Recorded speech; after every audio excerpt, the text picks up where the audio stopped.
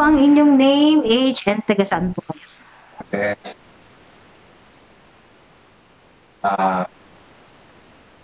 Apat na po yung nagtang ipanganak sa Barangay United. Ano po ang dahilan bakit po kayo naparito ngayon? Sir, ano po condition nyo before kayo nagpunta? Ako po ay makikita tayo ng complaint dahil ay nasa stroke noong 2014. Noong 2015 po ay nagkaroon po ng spine na kung saan ay nagtulog sa akin ng mga na hanggang sa panahon dito natin. Napakarami ko nang nakikita pero hindi na. Speaking of pagpapagaling, ano pong klaseng treatment po ang ginawa sa inyo ni Dr. Denver? So ngayon po, ako po ay nagkaroon po ng maraming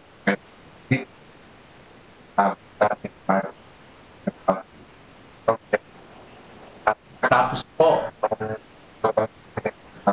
ako para Yan. Speaking of ginawa, i-rate po ninyo kung ano po yung 1 to 10. Gaano po kasama yung pakiramdam nyo bago kayo nagpa-konsulta kay Doc? So ako po nung nagkaroon po ay normal lang as a nice stroke na kahit ang kamay at tapos ay lalaki na mabagal dahil pero nung pagparito at ay pagkalaw ng saan ay nakakita ko ng ginawa ng pustahan ngayon pero tuloy ko kanya ay paghinga ay aking lakas kan po eh ako na Wow! Thank you, Lord. Na-overwhelm ako. So from 1 to 10 po, gaano kalaki ang pagbabago po ng pakiramdam nyo? 10 yung pinaka hindi maganda at yung 1 yung talagang mag-aano. so nung pumunta ko dito na i-redirect ko na ako nung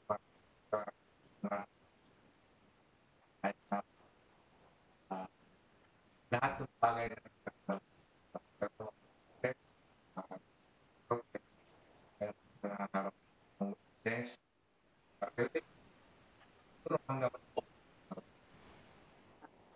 Okay, so ano po masasabi nyo ngayon, sir, sa inyong nakikita?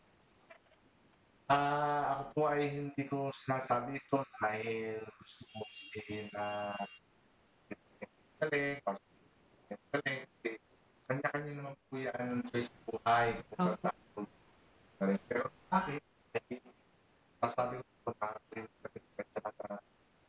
nakatulong